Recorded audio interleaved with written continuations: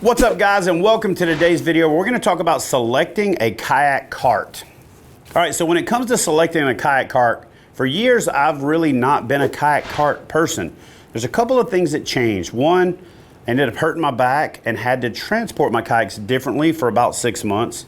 Two, I've gotten really fired up about doing the adventure kayak fishing thing again, getting into the places that are hard to get to. So I've developed the need for a kayak cart. I recently purchased an electric mountain bike, so I'm going to be using that to get the kayak to places I previously couldn't get to. So I needed a kayak cart that I could integrate into that system. And then on top of that, I'm just looking at more places where dragging the kayak isn't practical, and needing a kayak cart is something that is now part of my everyday adventure consideration. So let's talk about selecting a kayak cart. Recently, I did a review on the all-terrain Super Duty cart from the folks at Suffixes. Great cart. And the reason that I went with that cart is it has the ability to adjust for different hole types.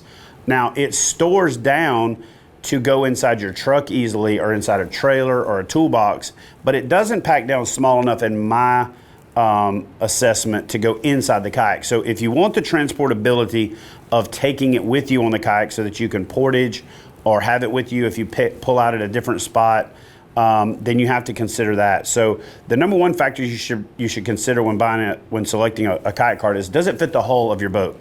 The second thing is, will it support the weight of your fishing kayak? There's a lot of low-end, inexpensive carts out there that when paired with a super heavy fishing kayak just won't cut it.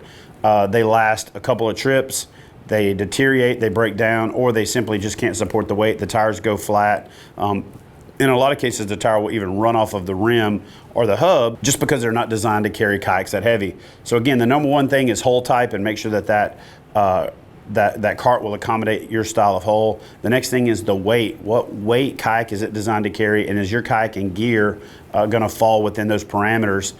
Storage and transportability is a big one. Again, the suspense cart breaks down for me enough to carry in my truck, but if I had to carry it on the kayak, I'd probably need to look for something a little bit more versatile. And so the last thing is a factor of, they kind of intertwine, and that's weight and affordability. So you definitely have to consider what your budget is, and then how heavy do you want this thing to be. There's a lot of options out there in carts that are super compact, but again, go back to the beginning. Does it fit your hull type? Does it carry the weight of your kayak? And what type of usage are you going to use? Are you going to only run your kayak down to the water, take it back to your truck? Are you going to take it out in the woods and do what I do and take like a bicycle chain lock and lock it to a tree because you're coming back to that same spot to take out to head back to your vehicle? Or do you need to carry it on your kayak? So in my opinion, guys, those are the really big considerations. One thing that I would ask you to avoid, unless your kayak manufacturer designs their kayak specifically to work with it, like for example, Hobie designs their kayaks to work with a scupper mounted kayak cart. If your kayak is not designed for that, please refrain from using the scupper mounted kayak carts, because the ones that go inside the scupper, when you're hitting a bump or something with the front part of that wheel, that tube that goes inside your scupper is flexing, and in a lot of cases, if it doesn't go all the way through, it's rubbing on the inside wall of your scupper.